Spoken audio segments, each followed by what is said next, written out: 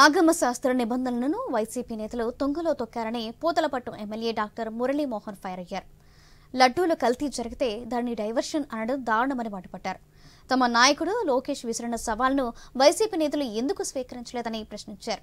Patent కలిగిన శ్రీవారి లడ్డూ పవిత్రతను మంటగలిపారన్నారు. విచారణను ఎదుర్కోవాలంటున్న పూతలపట్టు ఎమ్మెల్యే డాక్టర్ మురళీమోహన్తో మా ప్రతినిధి Kiran face to face. Venkanna భక్తులు ఎంతో ప్రీతిపాత్రమైన తిరుమల లడ్డూ ప్రసాదాల్లో గత కొద్ది రోజులుగా చోటు చేసుకున్నామంటే ఈ కల్తీ విషయం కావచ్చు. అదేవిధంగా లడ్డూలో ఉపయోగించే నెయ్యికి సంబంధించి ఇప్పటికే ఏపీ ముఖ్యమంత్రి చంద్రబాబు నాయుడు కొన్ని కీలక వ్యాఖ్యలు చేసిన నేపథ్యంలో ఇప్పటికే ఇది ప్రపంచవ్యాప్తంగా కూడా అత్యంత కీలకంగా మారింది. అయితే ఈవో శ్యామలరావును కూడా ఇప్పటికే టీటీడీలో జరుగుతున్నాయంటే నెక్స్ట్ ఏం చేయాలనే అంశంపైన ఇప్పటికే టీటీడీ పైన వివరణ కూడా కోరింది. సాయంత్రంలోగా ఇవ్వాలని చెప్పేసి ఉంటుంది. ఇదే అంశంపై మనతో మాట్లాడడానికి పూతలపట్టు ఎమ్మెల్యే మురళీమోహన్ గారు ఉన్నారు. సార్ని అడిగి మరిన్ని విషయాలు చెప్పండి అన్న. గత 3 రోజుల నుంచి చూసుకుంటే తిరుమలలో ఏవైతే ఈ నెయ్యికి సంబంధించి తయారీల్లో ఆవుతో సంబంధించి తయారు అయినటువంటి ఫ్యాట్తో తయారు చేసినటువంటి నెయ్యి గత కొద్ది రోజుల నుంచి కూడా వాడుతున్నారని తెలిసింది. ఈ నేపథ్యంలోనే ఇప్పటికే ముఖ్యమంత్రి సీరియస్ అయినారు. ఈ నేపథ్యంలో నెక్స్ట్ జరిగే కార్యాచరణ ఎలా ఉండబోతుంది? ఆలయాలను శుద్ధి కార్యక్రమం ఏమైనా జరుగుతుందా, లేకపోతే ఆగమ పండితులైనా కలవబోతున్నారా, లేకపోతే ఇటువంటి అపవిత్రమైన లడ్డు పోటును ఏ విధంగా మళ్ళీ సంరక్షణ చేయాలంటారా? తిరుమల శ్రీవారి ఆలయము, ఆలయ ప్రాంగణము, మాడవీధులు సహా ప్రపంచ హిందువులకి ఒక ఆధ్యాత్మిక దివ్యక్షేత్రం. వాళ్ళ గుండెలో ఆ గుడి నిక్షిప్తమై ఉంటుంది.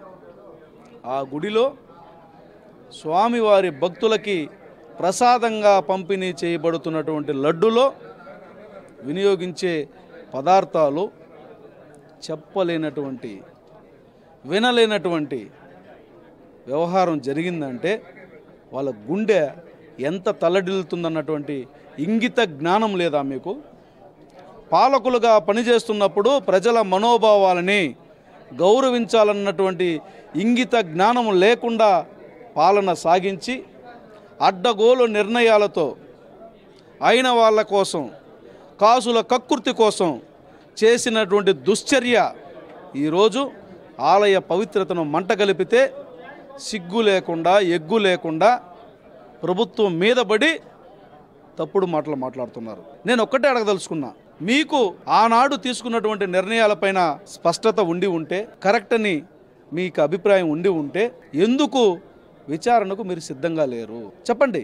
ఆలయంలో అర్చకులు చేయాల్సినటువంటి పనిని మీరు చేయనిచ్చి ఉంటే, వేద పండితులు చేయాల్సిన పనిని చేయనిచ్చి ఉంటే, జియంగారులు చేయాల్సినటువంటి పనిని చేయనిచ్చి ఉంటే ఈ సమస్య వచ్చుండేది కాదు. పెత్తందారీ స్వభావంతో, నియంతృత్వ పోకడతో రాచరికపు పాలన సాగించారు.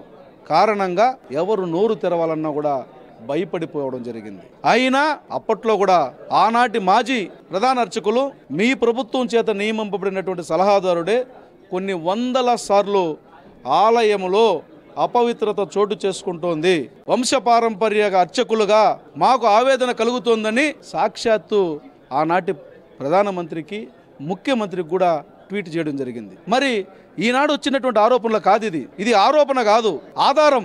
ఆనాడు ఆరోపణలు వచ్చాయి, ఈనాడు ఆధారాలతో బయటపడడం జరిగింది. మరి ఆధారాలను కూడా నమ్మరా? ఎన్డీడీబీ ఇచ్చినటువంటి రిపోర్ట్ను కూడా నమ్మరా?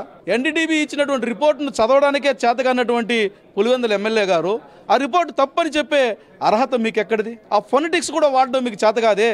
మరి నిపుణులు, నిష్ణాతులు అయినటువంటి వారి యొక్క రిపోర్ట్ను మీరు తప్పుపట్టడం ద్వారా దేశవ్యాప్తంగా గుర్తింపు పొందినటువంటి ఒక వ్యవస్థని మీరు అవమానించినట్లు కాదా? ఇప్పటికే హిందువుల మనోభావాల్ని అవమానించినటువంటి మీరు మీ పబ్బం గడుపుకోవడం కోసం, మీరు చేసినటువంటి తప్పును కప్పిపుచ్చుకోవడం కోసం ఒక ప్రతిష్టాత్మకమైనటువంటి సంస్థ మీద బురద జల్లుతారా?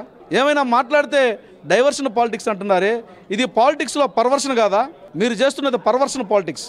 నీతి నియమం ఏమీ లేవు. కాబట్టే ప్రభుత్వం ఒక స్పష్టతకు రావడం జరిగింది. ఖచ్చితంగా దీని మీద నిర్ధారణ జరుగుతుంది.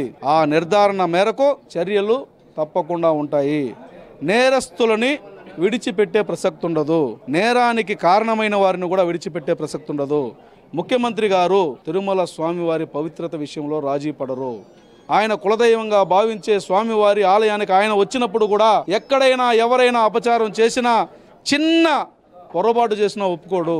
కాబట్టి మీ దగ్గర నీతులు చెప్పించుకునే స్థితిలో నారా చంద్రబాబు నాయుడు గారు లేరు. ఆయన కానీ ఆయన కుటుంబం కానీ స్వామివారి పట్ల, స్వామివారి ఆలయం పట్ల భక్తి విశ్వాసాలతో ఉండేవారు. కాబట్టి మీరు ఖచ్చితంగా తప్పు చేయకుండా ఉంటే విచారణకు రండి.